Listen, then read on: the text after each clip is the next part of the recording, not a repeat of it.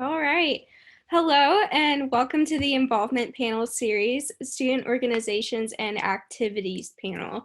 My name is Amy Keith. I am going into my senior year and I'm a Health Society and Populations major.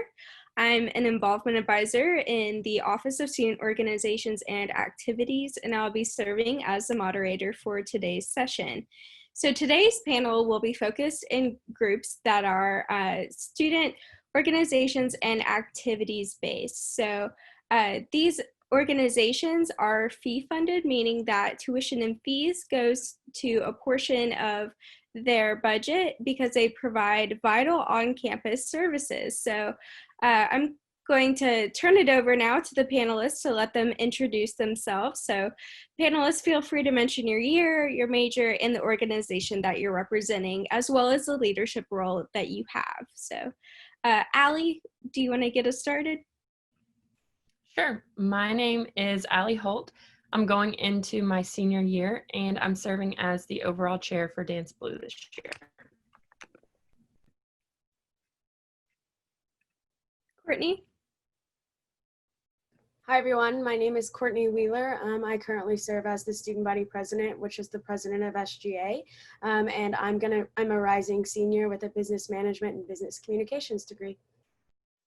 Hi everyone, I'm Matt. I am the Vice President of Promotions for the Student Activities Board. I am a senior this year and majoring in marketing and ICT. Hi everyone, I'm Reba. I'm with WRFL. I'm their development director. I'm going into my senior year as well, and I'm majoring in agricultural medical biotechnology. Hi everyone, my name is Ray. I'm a rising sophomore here at University of Kentucky. I'm studying history, art history, minoring in Jewish studies, and I am representing Empower as one of their facilitators. Hi, my name is Sydney Zeller. I am a rising senior. I'm studying public health and family sciences, and I am the student director for alternative service breaks. Awesome. Thank you so much for all of our panelists for being here. But before we jump into the panel discussion, I just want to quickly cover what today's panel is going to look like. So the panel is going to follow a pretty informal Q&A format. And for the first portion of the Q&A, I'm going to ask some prepared questions to get the conversation started. Following these prepared questions, our panelists will respond to questions from anyone in the audience. At any point during the panel, you may use the Q&A feature on your screen to type your question for the panelists. Feel free to tailor your questions to a specific organization or to pose it out to all of the panelists. So now we're going to get started with the prepared questions for this panel today. Okay, so I would like everyone to answer this one. So explain a little bit about what your organization is and does. What types of events and programs do your organizations execute? So we can do the same order with Allie going first. Yeah, so DanceBlue is a year-long fundraising effort that culminates into a 24-hour, no-sitting, no-sleeping dance marathon every spring, and it's completely student-run. In the fall, we have things like a 5K, a silent auction, and what's called DanceBlue U for incoming freshmen. And then the spring, we focus on the 24-hour marathon. Thank you, Allie. Oh, sorry, Amy. Hi everyone. Student government is an elected representative body of the University of Kentucky Student Voice. So we are made up of undergraduate, graduate, professional, and postdoc students. And our main goal is to listen to students' concerns, and then work with administrators to let them know what the students' concerns are. Some of the other programs that we offer are the Wildcat Wardrobe, which is a free clothing service, professional clothing service for students. And right now it's actually virtual, so you can go ahead and get your stuff this summer, or it will be open in the fall by appointment only. Additionally, we provide funding and scholarships. So funding is for other registered student orgs who are not fee receiving and would like to put on an event or program. They can apply through SGA to receive some funding. Additionally, for our scholarships, child care and dependent grants are ongoing, and they are a scholarship that goes through our Academic and Student Affairs Committee that you can apply for any student on campus to help financially with whether you have a child or whether you're living with someone and taking care of them. It will alleviate a little financial burden that you have. So those are just a few of the programs and services that we offer, but many more, and you can always check us out on social media if you're curious about all the other things that we offer. Hi, again, I'm Matt with the Student Activities Board, and we basically plan and execute over 45 events per semester, whether it's large-scale events or kind of our smaller-scale events. Some of our large-scale events include the fall concert, spring comedian, our Speak Blue speaker series, and then our smaller events like heritage festivals, Pinterest parties, and things along the lines of that. One of our biggest events that the freshmen will attend in the fall is going to be Campus Ruckus. That's an annual event that's basically a big organization fair that we put on. We are student run, and we are the largest programming board on UK's campus. And we have about 3 involvement with the board. The executive team, our directors are the ones who are actually planning and executing the events, and the chairs are the volunteers who are like the backbone of how we are able to run our events. Okay, hi, again, my name is Reba. I am with WRFL. It is our campus radio station. It is completely student run by our board of directors. We also have community members as part of our radio station. We are a 24-hour, there's always someone in the station providing music. Right now, our events are kind of limited just because of COVID, but we do offer music education. We offer music series such as Noise from the Attic, and those are all virtual.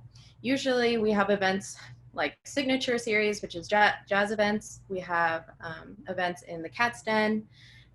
We also do community outreach, and we also offer news internships during the summer. Yeah, just radio for everyone, the greater Lexington area. So. All right, again, my name is Ray. I'm here representing Empower. And Empower is basically a year-long women's leadership training group that the University of Kentucky offers for any students who are women. And what that means is attending all sorts of different meetings, such as leadership meetings, attending social events, as well as getting together in a larger and smaller group facilitated by your facilitators, who are all students who have been through the program before. So throughout the year, we have leadership meetings, which talk about different things like how to just be a better leader in your life, how to be a leader on campus, how to apply for jobs properly. But we also do more, not necessarily like job type skills. We also talk about privilege and what it means to have privilege, how to properly recognize your privilege and help people who maybe aren't as privileged as you. And we also talk about self-care around finals week, because we know that that is going to be a stressful time for everyone. We also have social events that, again, throughout the year we hold in our office, and those include things like fun food, fun games. I remember around Valentine's Day we had bingo, which was a lot of fun, and it's a really wonderful way to get together with this amazing community of women leaders. And as well as having those, we have our small groups, which are facilitated by our facilitators. So that's basically 3 to 4 first-time students in the Empower program who are being led by someone who's been through the program before, where you can just go to them for advice or asking them questions about the program. And it's a really awesome way to be able to find that nice community of women leaders on campus.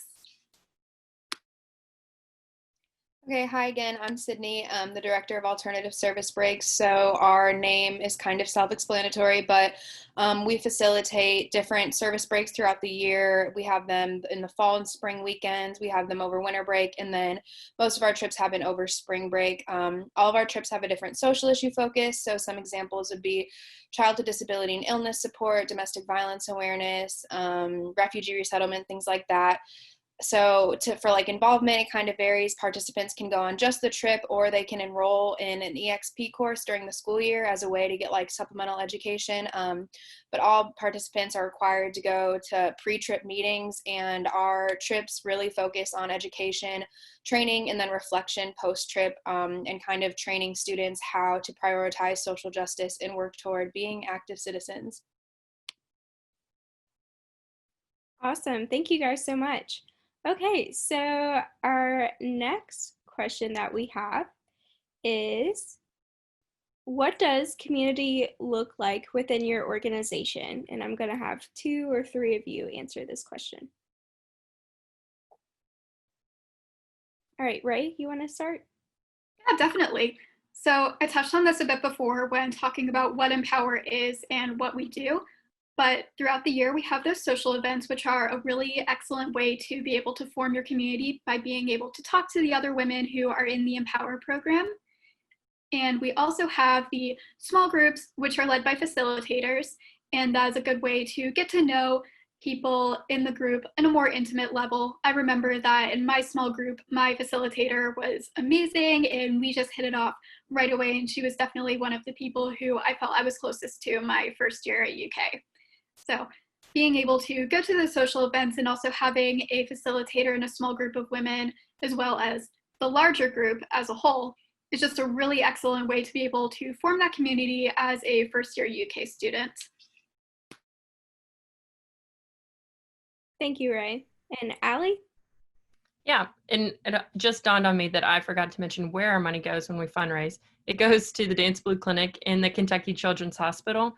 And so that clinic helps kids with cancer get the treatment that they need and all sorts of different things that comes along with that. So the community within DanceBlue, we have a committee made up of around 150 students, finalized back in the spring.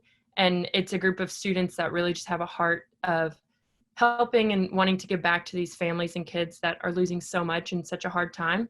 But the great thing about DanceBlue is it doesn't stop at those 150 students. It's all across campus with whoever that wants to be involved.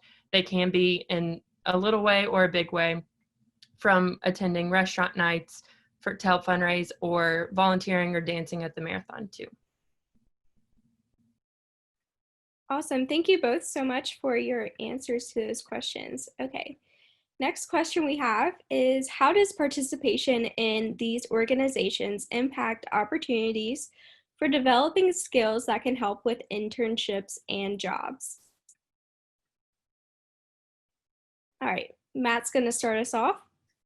Yeah, so the Student Activities Board, we have a bunch of different levels of involvement. Some are more like our paid positions, for example, require actual like commitments to office hours and things of that nature. But one of the things I think SAB prides herself most in is a lot of the times, like, either people will work their way up in our organization, or they will sometimes leave our organizations to go explore other leadership positions, such as like in the NAACP, SGA, a bunch of different organizations kind of around. So one of the things that we really try to do is foster kind of an environment that people can learn and grow in their skills, whether it be event planning, customer service, or leadership, so they can kind of head out into those different internships, jobs, opportunities that kind of like they're able to use those skills that they've developed in Student Activities Board. Thanks, Matt. So for student government, we are made up of 3 different branches, just like you would see at your local or state government. And so we're broken up into the legislative branch that is made up of 40 plus senators that are representative from the colleges across campus, as well as undergraduate at large senators and graduate and professional senators at large. Additionally, we have the executive branch, just like Matt said, that is hired by the student body president and vice president that have the responsibility they are paid, so they are required to come to the office. They're required to continue to program and to create initiatives and lead and be that student voice. So additionally, we have the judicial branch, and that's made up of our Supreme Court, that usually, not always, are made up of law students, and they're really mostly just active during election season, and if anything goes wrong, they hear the hearings that a candidate files. So there's a lot of collaboration that goes on within student government, but we also work not just with inside of our organization. On a daily basis, many of our directors or senators are meeting with administrators, are meeting with people outside of the community. We've had the mayor of Lexington come to join us. We've had Eli Capilouto and all of the other big names or big wigs you could call in the community of UK come to talk to us and also listen to our concerns. So there's a lot of professional development within student government, and also you meet these connections that you will have forever, and you can honestly gain a relationship with them. And more importantly, as a leader of student government, you have to learn how to work together and collaborate and deal with conflict management, which to me is one of the most important skills when you leave this university you would want to have, to be able to work in your workplace and be successful. For ASB, it's kind of interesting because I feel that our development comes a lot from external, so like our trips and things like that. One thing really unique about our program is just that every service trip has a community partner or multiple. We have one trip in Lexington, so that's strictly with Lexington community partners, and then all of our trips just obviously have a partner. But for each different trip, ASB provides the training for whatever you're going to be doing on your trip, whether that's doing drywall or if it's going to be like filing contracts. It just kind of all depends on what the organization you're working with needs. So you really get like a vast array of a skill set that is provided to you, like with free training and things like that. And then additionally, all of the community partners we work with are usually really amazing and usually like nonprofit, so they kind of like thrive on like student interns and things like that. So I know a lot of our participants have kind of gone on a service trip, fallen in love with the organization they worked with, and then ended up being an intern for them later on, which I think is just a really cool opportunity. Even if you don't end up interning with the organization, I know a lot of people have made really good connections with the people that run the organizations we work with and just become like a really good source of information and knowledge and things like that. Awesome. Thank you guys for your answers to that question. Next question we have is, what are some fun events and programs for students to get involved in this coming year? Okay, so something a lot of people don't really know about WRFL is anybody can be a DJ, and so we offer that every semester. So at the beginning of the semester, we do this thing called disorientation, which is basically orientation for WRFL, and that'll be virtual as well, so anyone is invited. After that, we go through a training process, and because it's all virtual, it goes much quicker, and you can be a DJ within that semester and not have to wait until the following semester to be a DJ. You can produce it all at home now. Just send in your shows, and then you can hear the music you want to hear on your campus radio station, and it's really, really awesome. It's a great, great opportunity, really. And so something else we offer is music education. It's actually a project that I'm putting on. It's bi-monthly, and it's a time where everyone can come together into a creative space and just listen and broaden their perspectives on music and different art. So look out for that. WRFL.fm.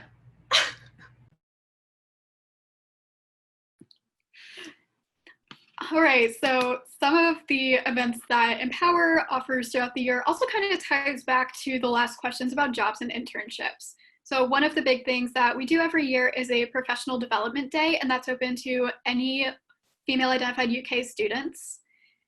So it's essentially a day where the Empower facilitators and officers, who are all women, UK students who have been through the Empower program, will get to sit down with other ladies at the university and talk about, proper dress code and business attire, how to write a resume, how to ace a job interview. We even do practice interviews, which were really helpful for me. So we do all sorts of those things that can really help you prepare for going into a job or an internship, basically anywhere that you want. And it's applicable to so many different things. So You can also participate in the program year-long, which is the best way to graduate from the program, but you can also just drop into any of the meetings that you like. Like say we have a leadership meeting that is about privilege, but you don't really want to go to that because you feel like, you've heard about it a lot, for whatever reason, or you just can't attend it.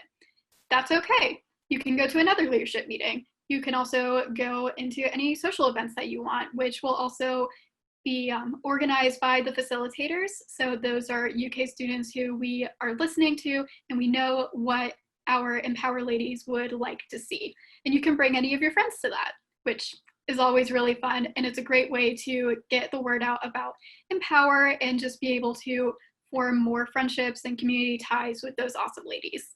And we also have the Distinguished Women's Panel every year, which we have guest speakers come and talk about what it means to be a woman leader to them. So those are usually professors on campus, it can be writers in the community, just basically all sorts of women community leaders who the students want to hear from. And it's a really wonderful way to go and learn about what it means to be a leader in this world, especially as a woman, no matter what you want to go into. And it's just so empowering, which is why we have the name Empower.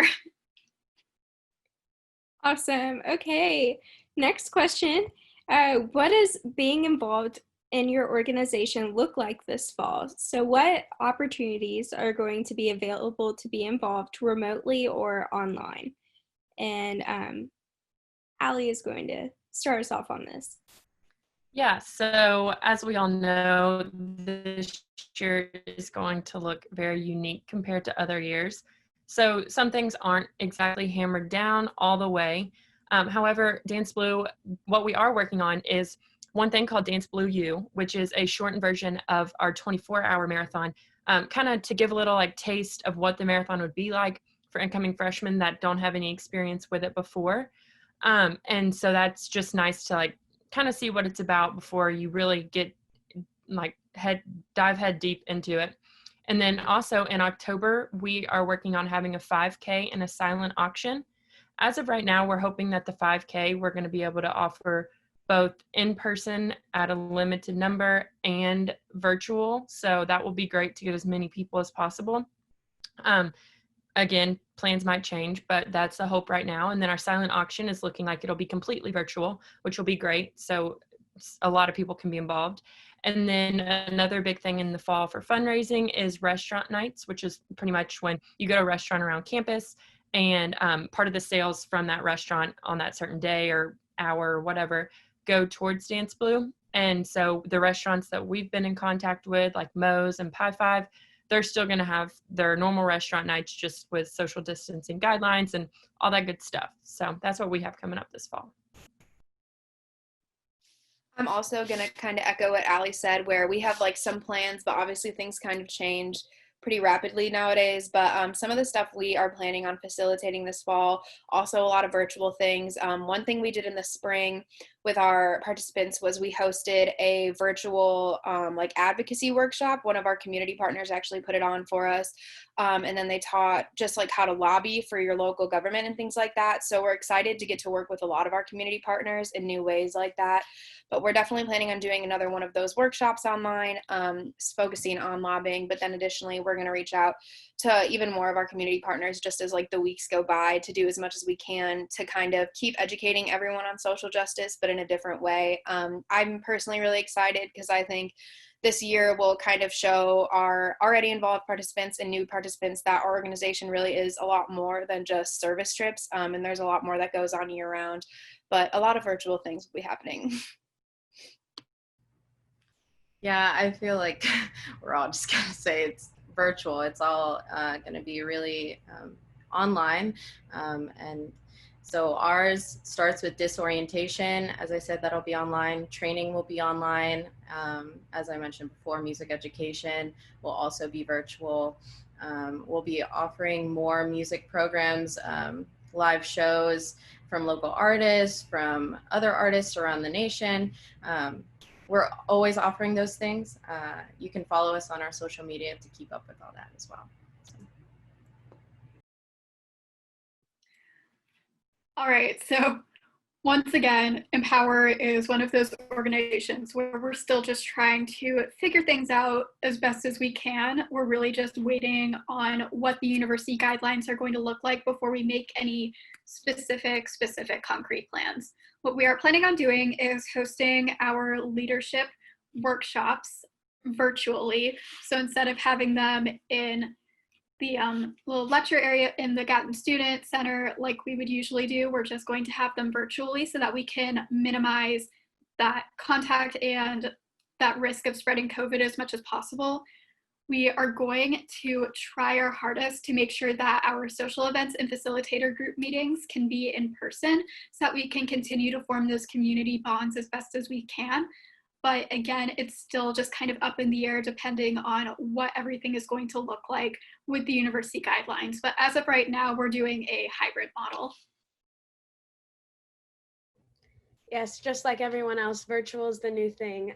But for first time incoming freshmen, we have two specific items and ways you can get involved with student government. It will be first the leadership development program, which the application to apply for will begin as when school starts in August. Additionally, we will have freshman elections that the application again will come out mid-September. And again, all of it will be voting will be virtual, and the election will probably be held the second or third week of October, just depends on the timeline in our constitution. And if you're first-time freshman, sophomore, junior, senior, graduate student, professional student, does not matter. You can apply for our coordinator positions that should be going out in the next couple of weeks and will not close until mid-September, I believe. And you'll be able to find all of this on our social media as well as be involved. But all of our Senate meetings in the fall will be virtual until space is not as limited as it is at the institution right now. And so our Senate meetings are open to the public and anyone is able to view them when they're happening live or recorded.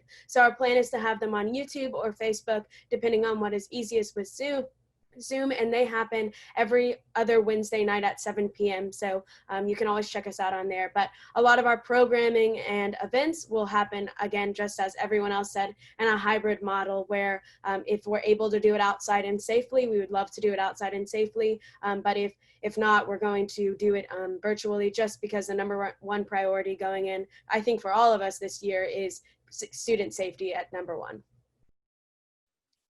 I'm just going to say the same thing as pretty much everyone else here. We are kind of looking at that hybrid model to see if we can safely run those events. But we are planning on having in-person events, obviously with social distancing and mask wearing, as well as having several components of virtual events. So people that don't feel comfortable, or if we don't feel like there's a safe way to have an event, that we can still have that kind of backup as virtually. For our chairs, we are looking at different ways that we could kind of have them help out in that virtual aspect. Typically, all of our events are in person, so it's a lot easier because there is actual physical work that they can do at the events, but that has changed a little. And then same as our director and executive team, our office hours are being adjusted a little to reflect kind of what social distancing and capacity limitations that we have. But we are working on finding answers. Don't really exactly have all of them yet, but we are working on that, and we are looking forward to having some events in person and online next semester. Thank you all for your answers. I know that involvement is going to look a lot different in the fall, but it's comforting to know that there are still plenty of opportunities within organizations to get involved. So thank you for shining light on how that's going to look like in the fall. So we have a few audience questions now, and we'll be taking more. So first question that we have is, do you have any advice on what it's like to be a student leader? And how do you balance your extracurricular commitments with being a student?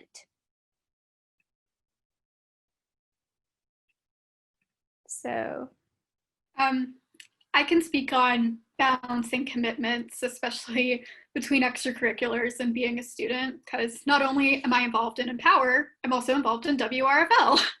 And I'm involved in Hillel, and I'm a full-time student with 2 majors and a minor.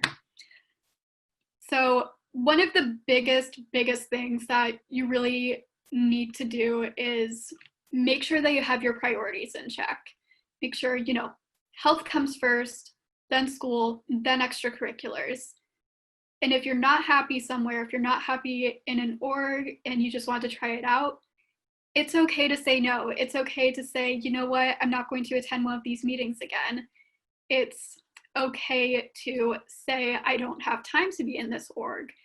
It's okay to say no, and it's okay to have those priorities balanced, because sometimes that's just what you need to do in order to make sure that your academics and your extracurriculars are being balanced. And it's also a really good way to learn how to prioritize your time commitments. I really recommend keeping a calendar. I know that I keep all of my classes on a Google Calendar. I make sure that when I get my syllabus, I have all of the due dates, all of the major ones, like any papers, any exams. I make sure that I put it on my Google Calendar immediately.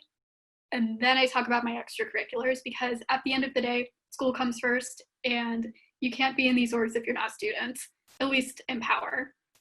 So it's all about just learning how to do those time commitments. And another one of the things that I usually do is I look at what I committed to first. So for me, I committed to Empower, then I committed to WRFL. So if I have a really important Empower event and I have a really important WRFL event, I'm going to do the Empower one, because ultimately that is what I made a commitment to first, and I will try to make that up to WRFL later.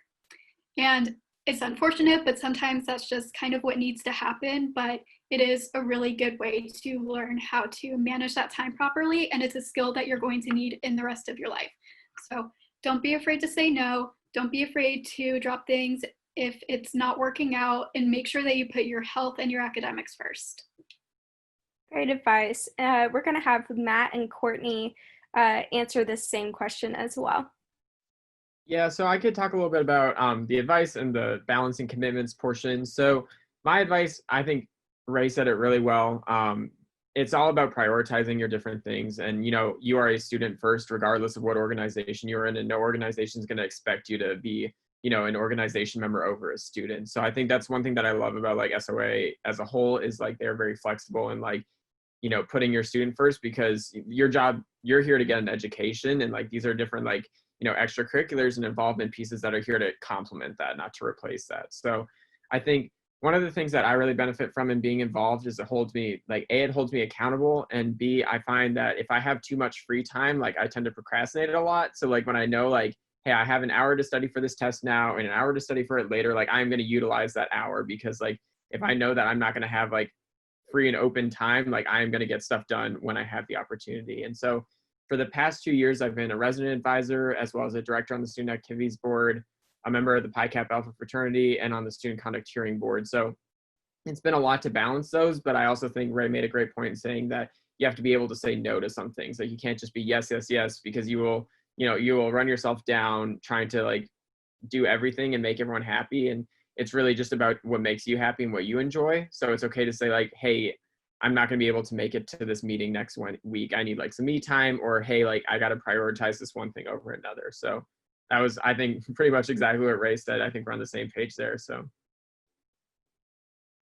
Yeah, Matt and Ray both hit it out of the ballpark and said great things. But I just wanted to add one more thing. And being a student leader that I'm constantly hearing or getting emails for administrators wanting to meet, it's important to prioritize school and tell them like, hey, I have class from 2 to 3:15. I can't meet. Can we meet beforehand or afterwards? And also, additionally, it's important to try things out. I think as a first-time freshman, I would have never expected myself to be in a leadership role on campus, especially at a 35,000 plus person campus. And so try things out, take risk, but also know what your foundation is and where you're willing to walk the line of, I'm going to try something new, but this goes maybe against my values or what I prioritize. So for me, school came first when I came to UK, because that's what I'm here to do, is get a degree and hopefully get a job afterwards. And so, you know, I wanted to try different things out. And so I recommend that. There's not just these orgs that are sitting here today. There are organizations all across the campus that you're willing to get involved in and readily available,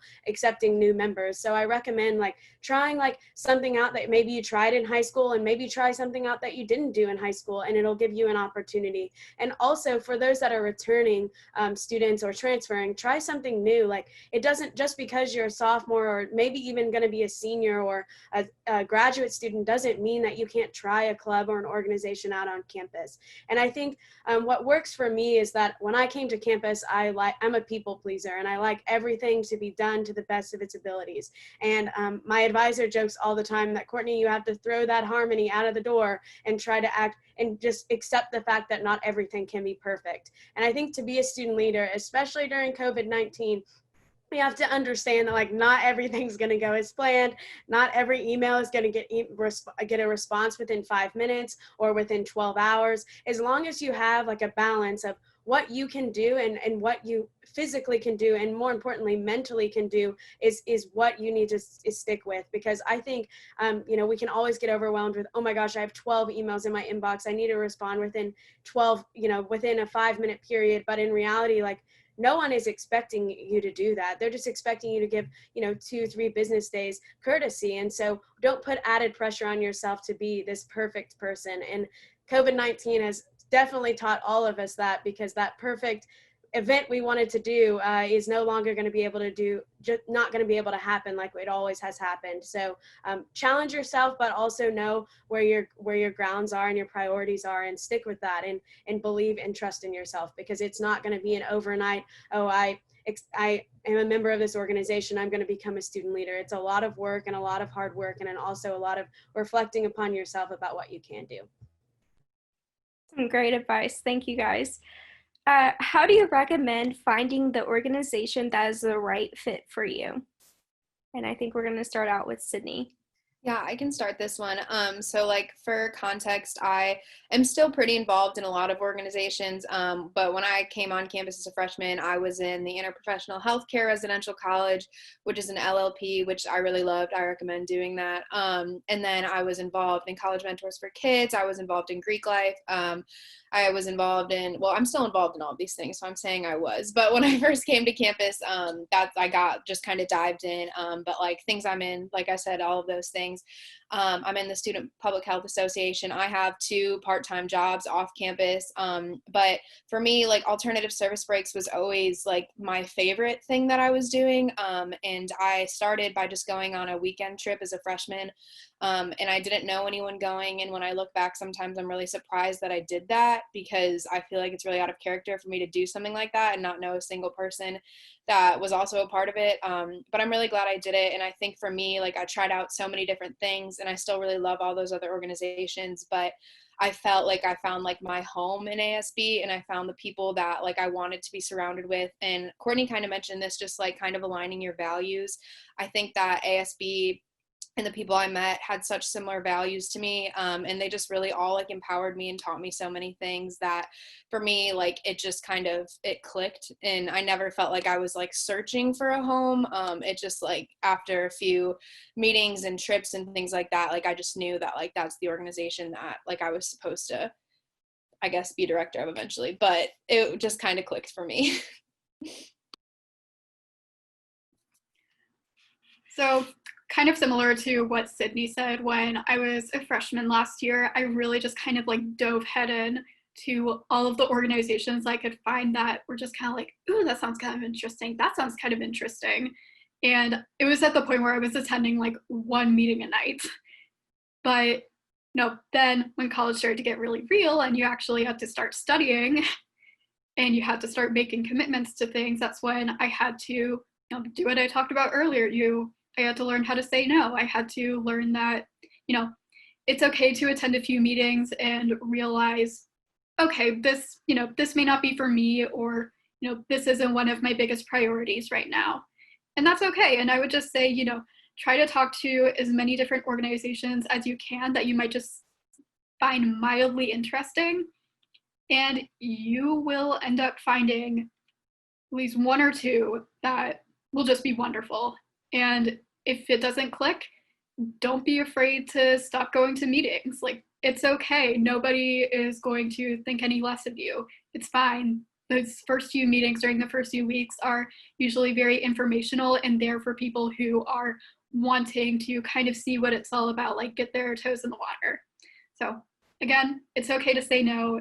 It's okay to figure out what your priorities are. And it's really just about like priorities and time management and finding out, this is what is really clicking with me. So listen to your gut instinct, really. Awesome. Thank you guys. And our last audience Q&A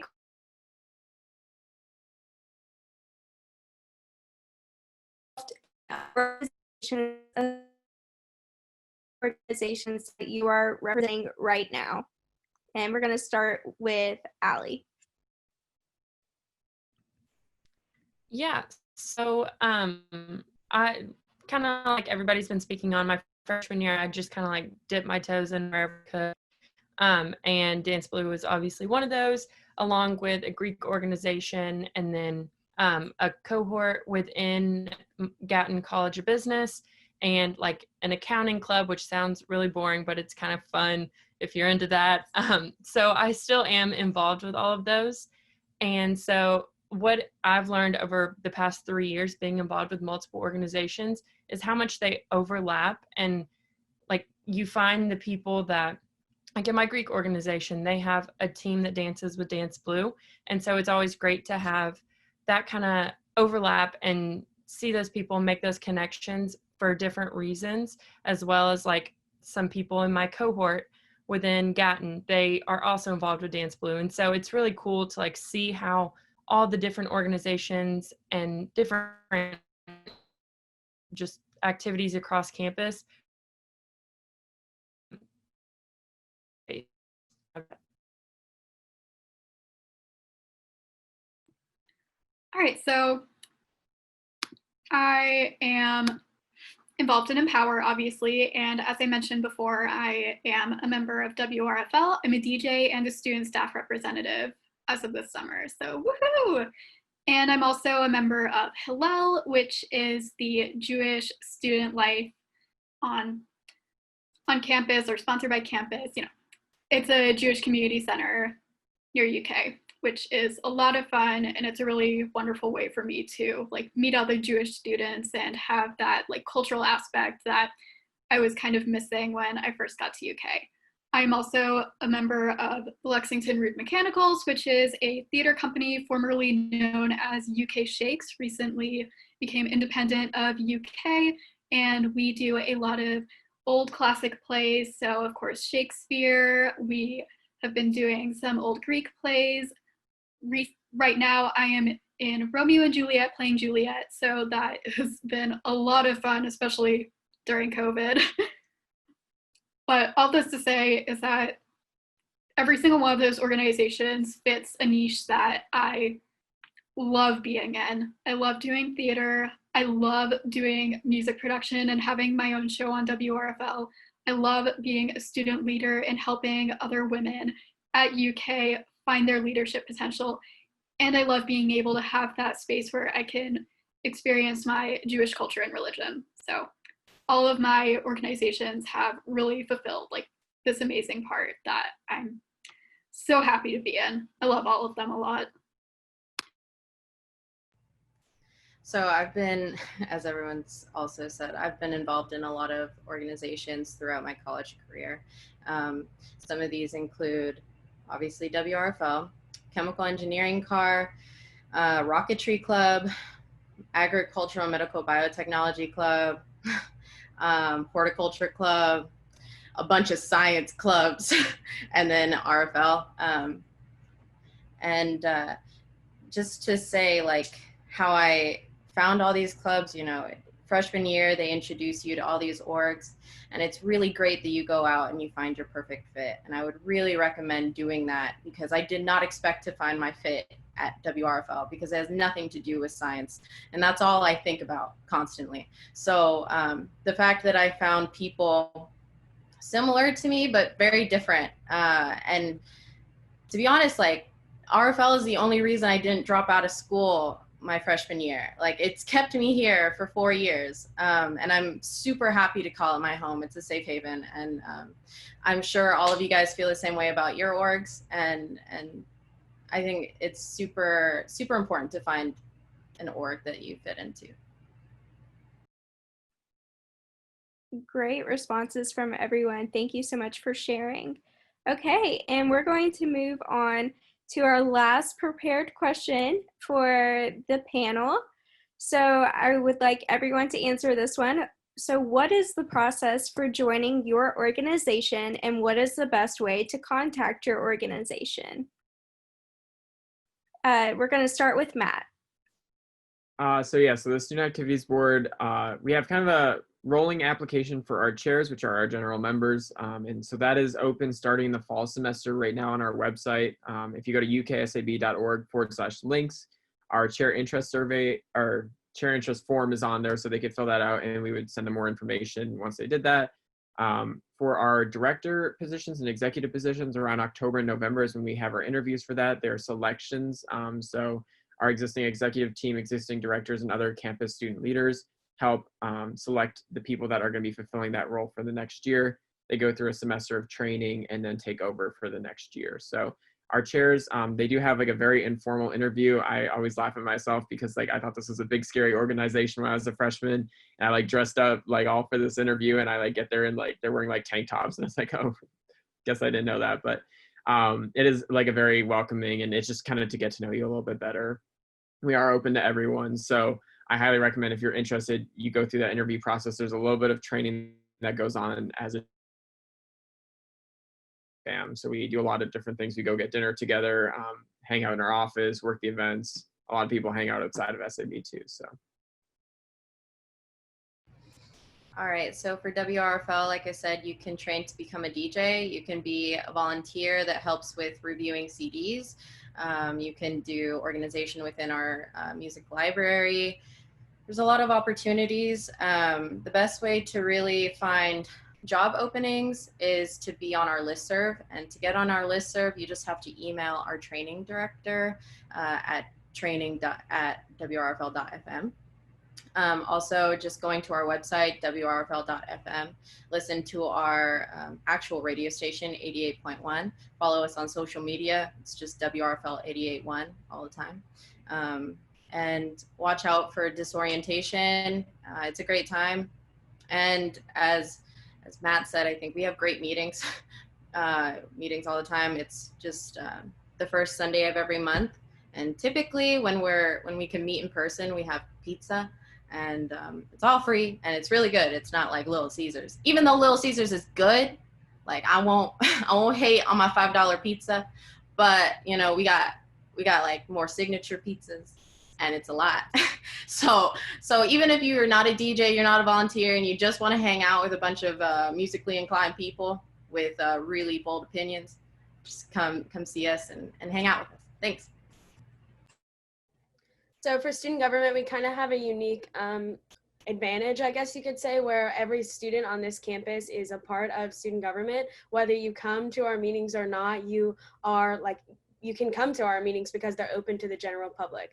But to how to get involved, whether that's on our legislative branch, executive branch, Supreme Court, it is an application for our executive branch, and they will be going out once we have our new presidential and vice presidential elections, which will happen in the spring. So and same with our Senate elections, gosh, sorry guys, words are hard. Senate elections are also in the spring. So how can you get involved for the fall is probably what you're looking for right now. And we will have coordinator applications, like I said before, starting in the fall, as well as freshman elections. There will be 4 freshman senators that win the election in the fall that will be joining our Senate, as well as our LDP application which is Leadership Development Program for all of those first-time freshmen coming to UK in the fall. There will be applications all on BB Involved. You can follow us on social media at UKSGA. And see all of the applications when they're released. If for some reason an exec member drops or has to go home or has to leave for some reason, we will obviously repost the application. And it's kind of, as Matt said, kind of like a rolling application. If we need someone, we post it on our social media as well as BB Involved. So the best place to communicate with us, if you have any student concerns and any questions about what's happening on campus, email myself at at sga.president@uky.edu if you have any specific questions regarding what's going on campus. Now, if you want to get involved with student government, you can email me as well, but the best way is probably DMing us on Instagram, Twitter, Facebook, and that handle is at UKSGA. And we look forward to meeting all of you guys in the fall and get everyone getting involved.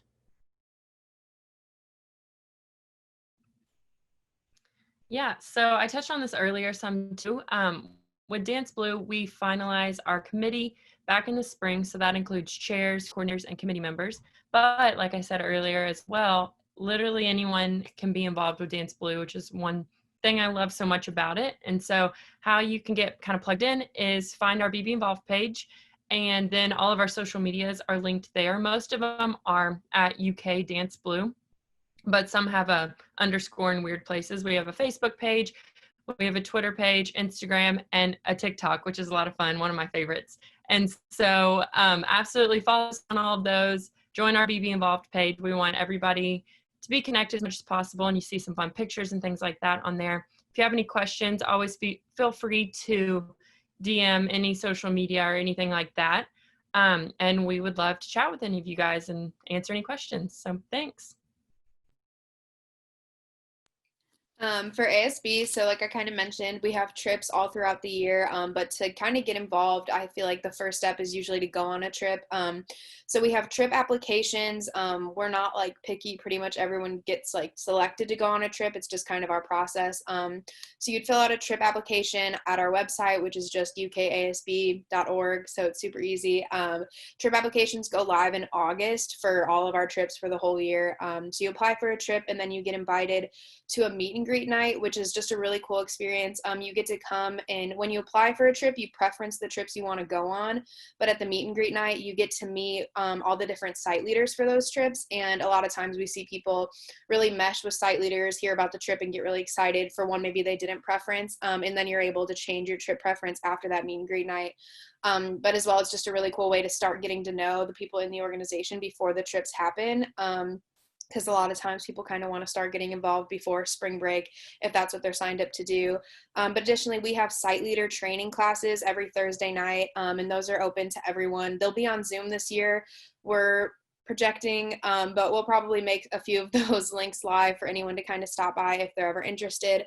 And then additionally, with the participant course that we offer, so that you can enroll in even if you're just a participant on a trip and you've never even heard of ASB, that goes the first month, or not the first month, it's like the month before the trip or something like that. But that's also a really cool way to just get involved. But same thing that everyone kind of said, the best way to stay up to date is definitely to just like kind of follow our social medias. And same thing that Ali said, our BB Involved page has all of those accounts linked and everything like that.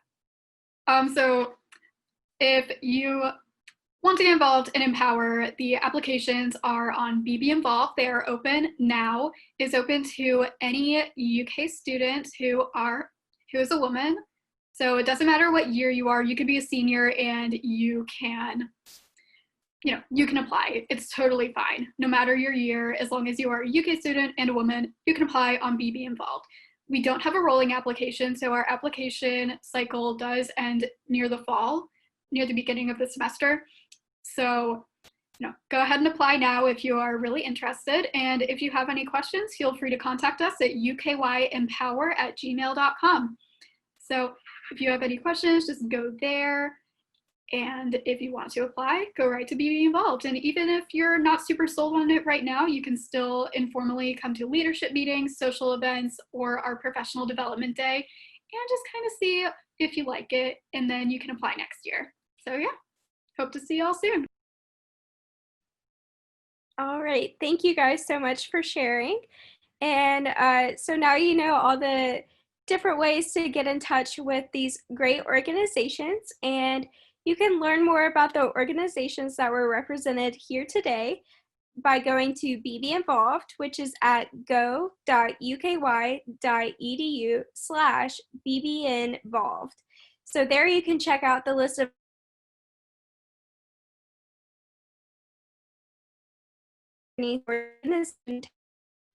find additional information about the organizations that were represented here today. But Before we end our panel today, we want to highlight some additional opportunities for involvement happening this fall.